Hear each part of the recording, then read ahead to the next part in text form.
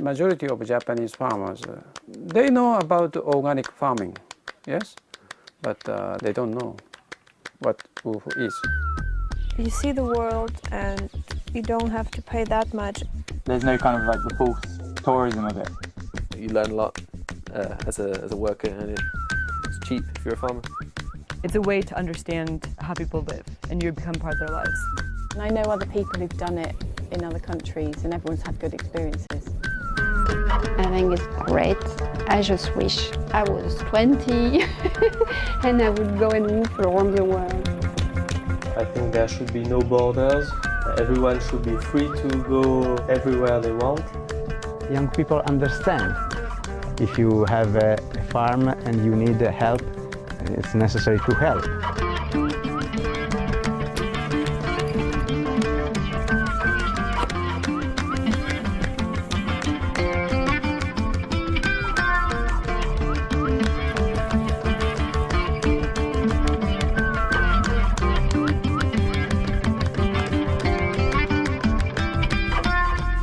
To me, farming has got to be organic.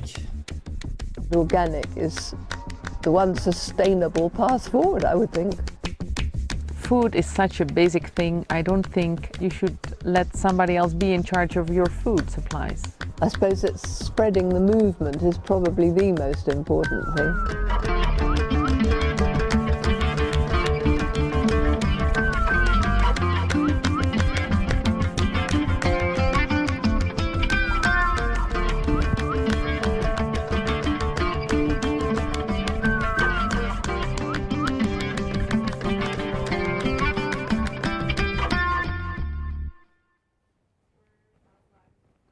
Everyone, welcome to My City Videos. We are live today at KBVR Studios on the Oregon State University campus. My name is Jeff Silverman. My City Videos is a online magazine all about Corvallis, creative people in Corvallis, great nonprofits about our city, and once in a while we get to take the show live on campus. Our guest today is Ashley Terry. Ashley is a filmmaker and documentary maker. Ashley, good to be here. Yeah, it is. It is good to be here, and yeah. Thank you for being here. Oh, absolutely. Really appreciate you being here. A little PR for me. So. Good. Well, Ashley, tell us about the trailer we just watched. Today we're talking a little bit about WOOF the movie. Sure. What is WOOF the movie? What is WOOF the movie? Okay, well, it's a documentary that has only recently come to fruition. My wife and I did it a couple of years back. We went, let me back up. Maybe I should start with what is WOOF, because the acronym stands for Worldwide Opportunities on Organic Farms. So it's like a work exchange program where you can visit any of these, I think it's over 50 countries now around the world, and you volunteer on the farm in exchange for room and board. And so they do that, and we did that. We were WOOF volunteers, and so that's how WOOF the movie came about. Good, so let's back up. Okay. So you're a video maker, you're Yes. a videographer. Mm-hmm. You have a passion for organic farming. What led about creating a documentary? Is this your first documentary? It is. Well, my first solo documentary. I've worked on a couple others, Veer, a Portland bike documentary, and Two Paths, One Way, Montana Native American documentary. So I've done a couple, but none pretty much exclusively by myself. So. Okay. So tell us why organic farming, and how did you hear about the WOOF organization, which again is the Worldwide Opportunities for Organic Farms. Organic farms, yep. So why organic farms? Well, I'd had a buddy, my best friend did it in Greece, and then I believe in Italy as well. He had a blast. He told me about all his adventures and showed me the pictures he took from the Greek countryside, and how kind of involved in the culture he became just due to the cultural exchange, because it's not like the normal tourist activities that you're doing. If you visit Greece, you go to the the Parthenon and all the ancient Colosseums and things like that, but you don't get a sense of the culture like you do if you're staying with somebody from the culture. And so I got a real sense of what that was like to be doing that. So I always kind of had the idea in my head, if I'm going to go around the world and travel, I'll probably do it this way. It's cheap. Once you get there, you don't have to pay for your room and board. So yeah, it sounded like a good way to go. So, okay, so take us back. Okay. Now I know a little bit of the inside story. Sure. You guys are recently married, you and your wife, and thinking about a honeymoon. Right. So how does, hey honey, let's go to Europe, take the video camera, create an hour-and-a-half documentary, shoot how many hours of video? Right. Yeah, it doesn't sound like a very romantic honeymoon, does it? Yeah. So here's the thing, okay? We had quite a bit of money left over from what we didn't spend on the wedding from her dad. And with that, it was always our intention to kind of skimp on the wedding and then really splurge on the honeymoon. So, and we wanted to have one last big hurrah before we settle down and have kids. So we said we're going to as many places around the world as we can. Now, how are we going to do that after the plane tickets, like, $7 or $8 grand just to get to all these places that we want to go to? Now, how can we actually afford to stay in these places?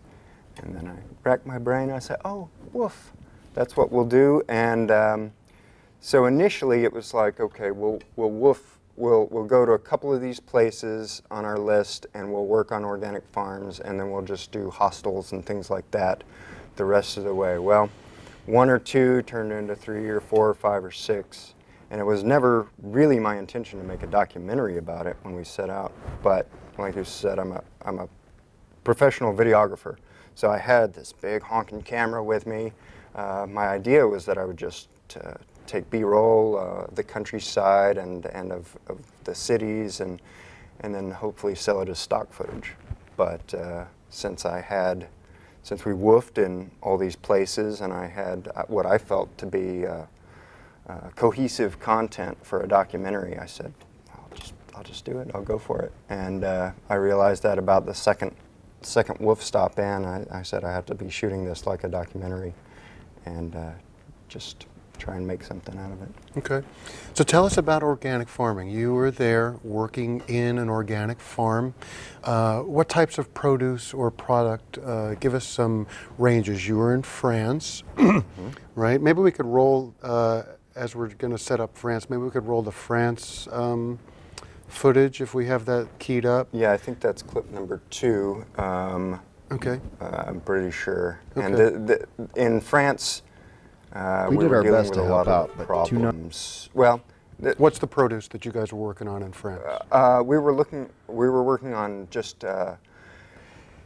That's the thing about organic farms; they're not monocultures. Monocultures here in the U.S., a lot of farms get subsidies from the government to raise these monocultures, like just all corn or all wheat for miles and miles, acres and acres.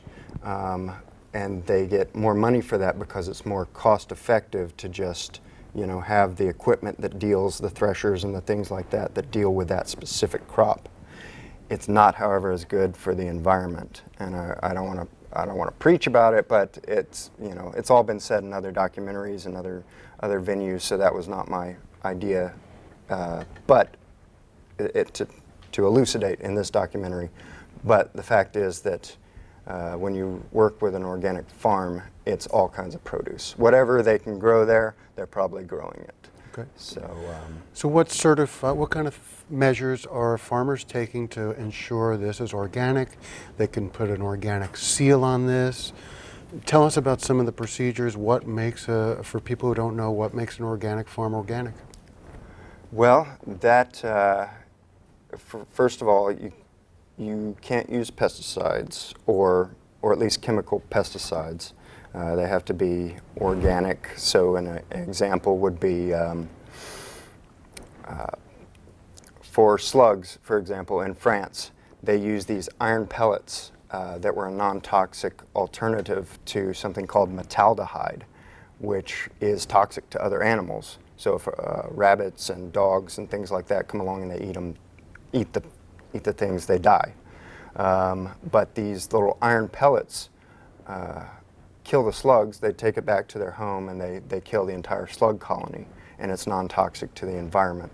And ladybugs are an organic pesticide, so if you have more ladybugs on your farm, that's indicative of a healthier crop usually. And so there are a lot of ways to not use pesticides. The other thing is chemical fertilizer. They don't use chemical fertilizer, so in other words, artificially, like nitrogen enriched.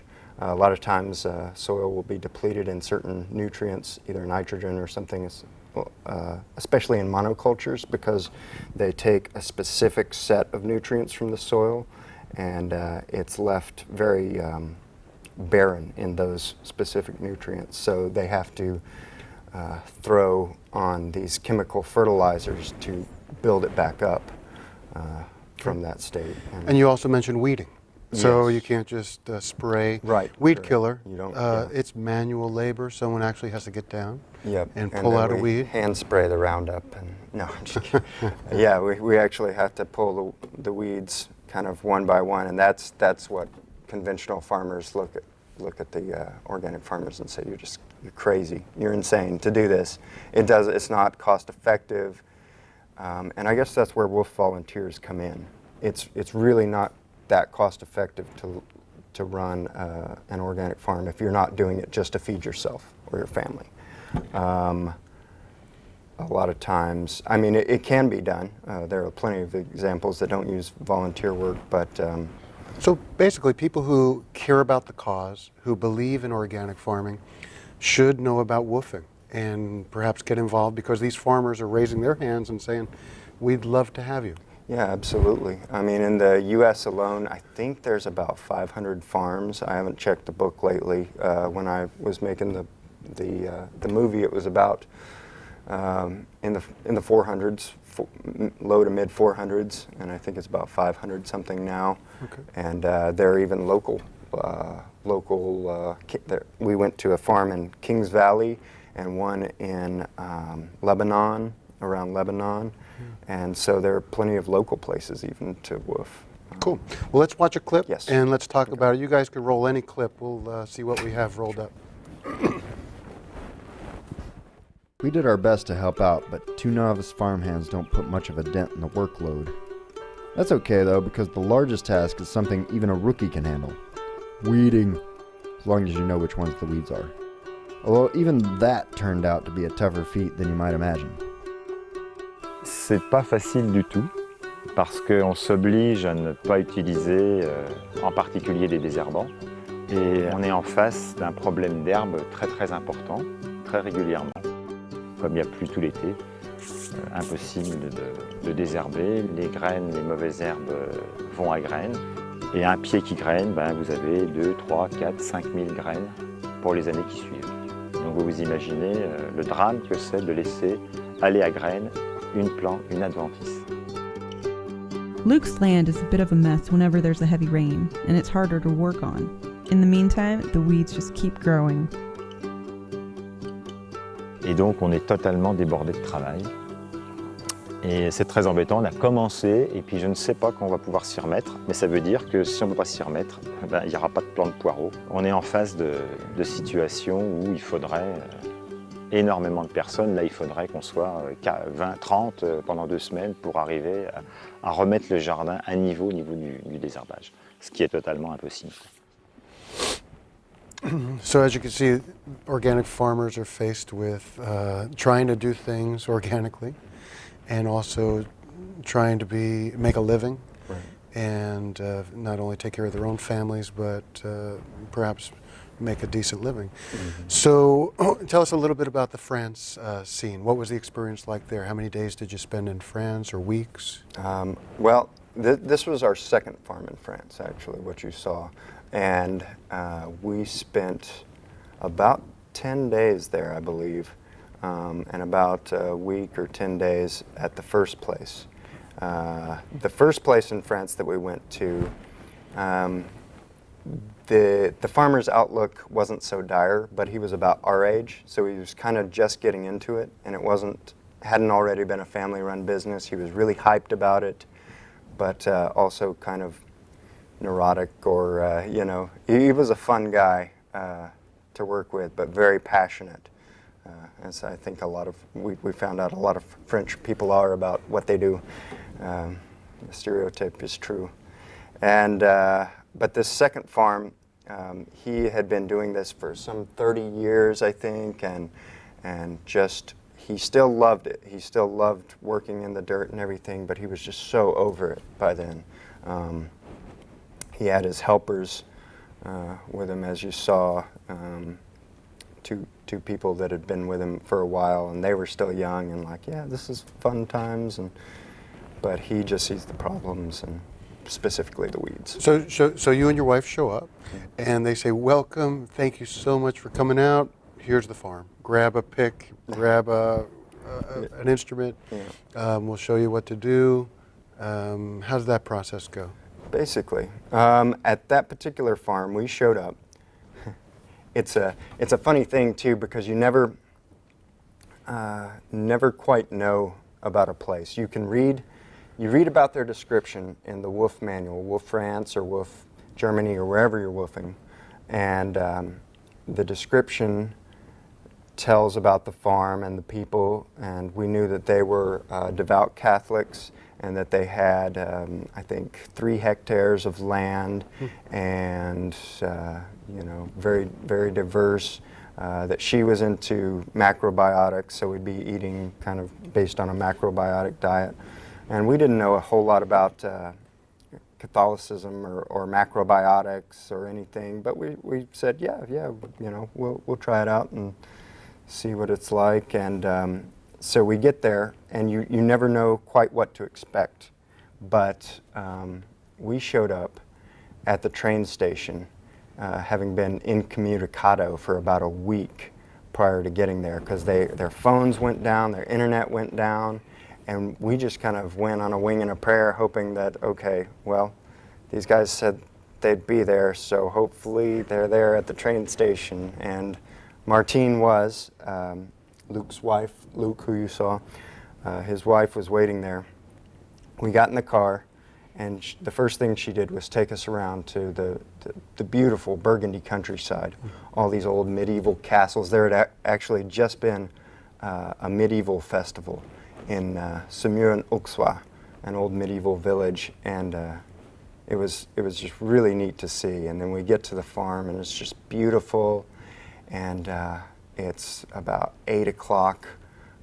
Sun's still shining because it's the middle of summer, and Luke is still out there working away for probably another hour once we get there, and we're like, oh no, these are going to be long days, long days. And they were? 8 to 8 or so, yeah. Well, you know, that's the thing also, is that you're not contractually obligated to stay there. If you don't like it, you're not contractually obligated to work, you know, for a specific amount of time. It's suggested that you do roughly 20 to 30 hours a week, so you know, 5 or 6 hours a day for maybe 5 days, and so it's nothing that you can't, you know, go out and sightsee afterwards or things like that, or on the weekends.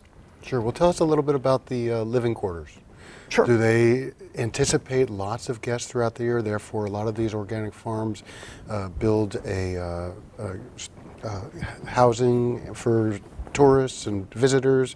Where did you guys stay? In the barn? I could picture you up on the rafters with the hay. Totally depends. At that particular place that you saw, we actually had a whole house to ourselves. Oh.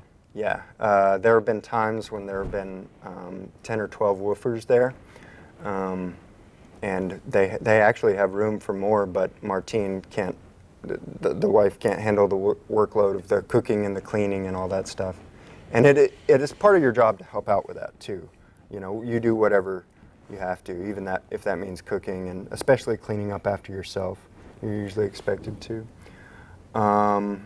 But in this, as far as the accommodations go, you're looking at anywhere from like this, like a fully functional house, except no hot water.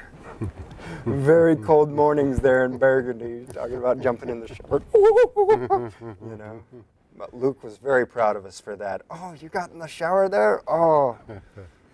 Well, let's move on. Let's take a look at the Japan clip. Okay.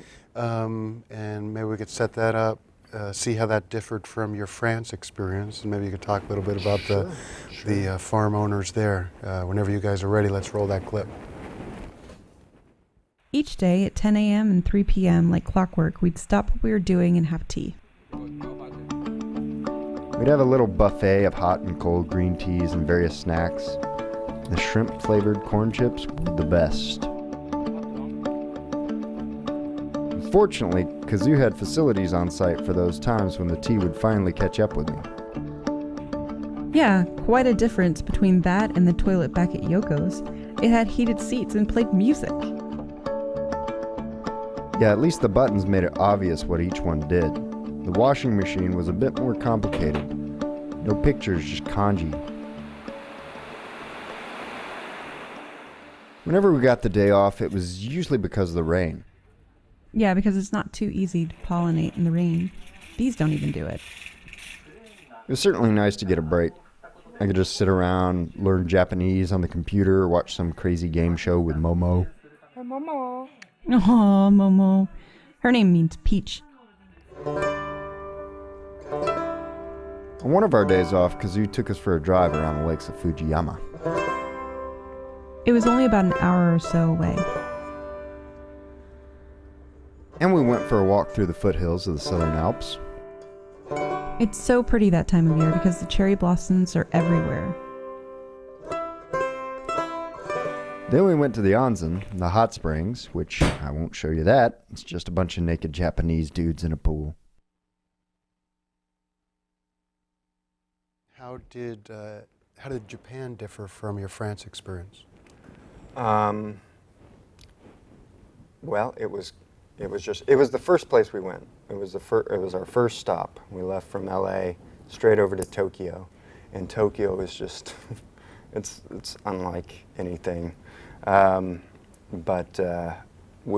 I got lots of footage of Tokyo as well. It didn't make it into the movie, but I got lots of stuff of that too. And but Japan, the place we went to was the Yamanashi prefecture. Kofu is also a big city that most people have never heard of, but that's the capital city of the Yamanashi prefecture. And it was a little bit outside of that. And this was an orchard growing cherries, peaches, plums, pears, persimmons, apples, just a whole host of you-pick fruits. So they'd have people come onto the farm, just like we have here. A lot of places you pick the fruit.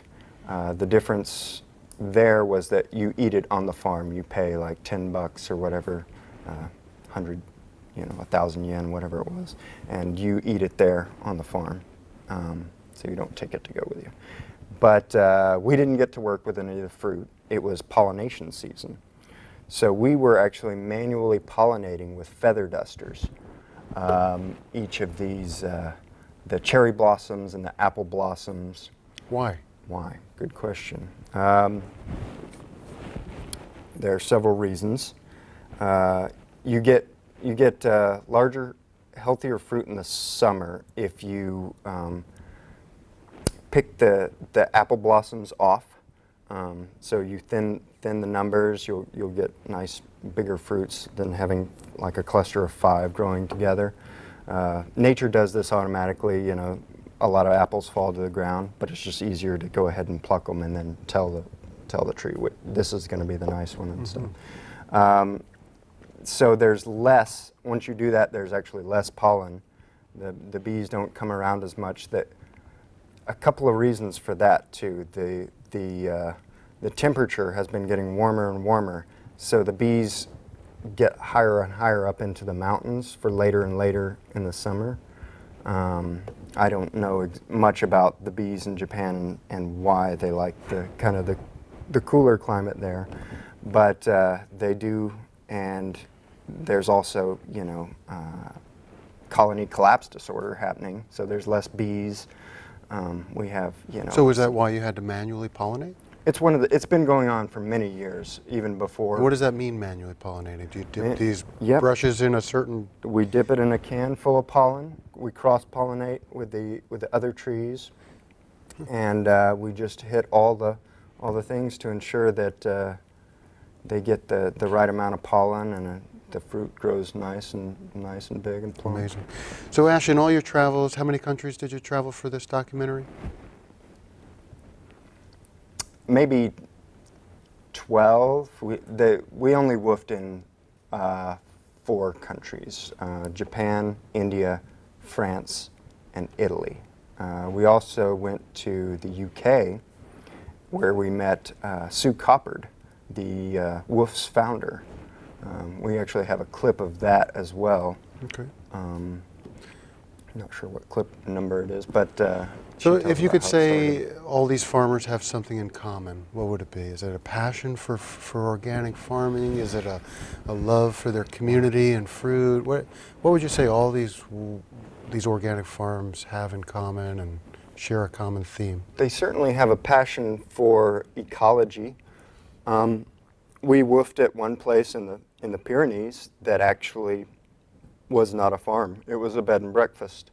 And there are lots of instances of that around the globe. You'll work on places that aren't farms but are ecology minded and provide their WWOOF volunteers with a specific way of life, kind of feed them organic food and just kind of fill them in on how they live an ecological lifestyle, I guess. All right. So the theme, that's basically the pervasive theme, is just knowing how to kind of, is being on this road to kind of finding yourself, wanting to learn from other cultures as much, because a lot of these WWOOF farms, they enjoy other cultures as well. That's why they have woofers come in. They can't travel. They own a farm, So that's their baby, and they can't. But their baby won't move or grow up. So it's just they're stuck there a lot of times. And having these other cultures come in, so they like sharing the culture. They like having cultures shared with them and stories. And they're passionate about organic farming and ecology in general. All right, well, let's roll the clip if you guys have the interview with, what was her name? Susan Coppard. Susan Coppard, the head of the WWOOF organization. The first actual WWOOF exchange took place on a biodynamic farm at Emerson College in Sussex, England in 1971. And it all started with this lady, Sue Coppard. I thought up the whole idea as a way of getting to stay in the countryside in the days when I was living in London. As I didn't have any contacts in the country, I thought, how can I get to stay on a farm? And I thought, if I worked for them, I wonder if they'd let me stay with them. And then I thought, well, doing this on my own might be a bit lonely. I wonder if other people would like to do the same thing. And I thought up a kind of exchange system. I hastily put an advertisement in the London magazine, and 15 people replied. Although the farm managers were skeptical at first, they came to realize what hard workers a few dedicated city slickers could be. And they were quite surprised, I think, that we'd achieved quite a lot. And they said, you've done quite well. Maybe you'd like to fix another weekend. And that was how it all started. Since these organizations have expanded across the globe, the acronym has changed its meaning from working weekends on organic farms to worldwide opportunities on organic farms.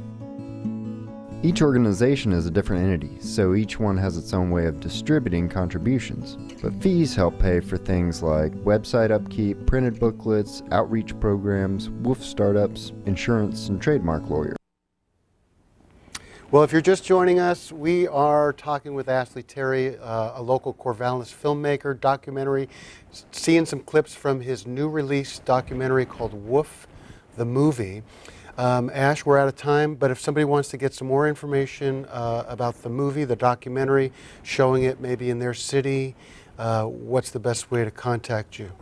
You can go to the website, woofthemovie.com, and then there is, my email address is just ash, A-S-H, at woofthemovie.com. And that's two W's, W-W-O-O-F, the movie.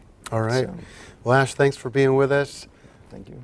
Thank you all for checking out My City videos.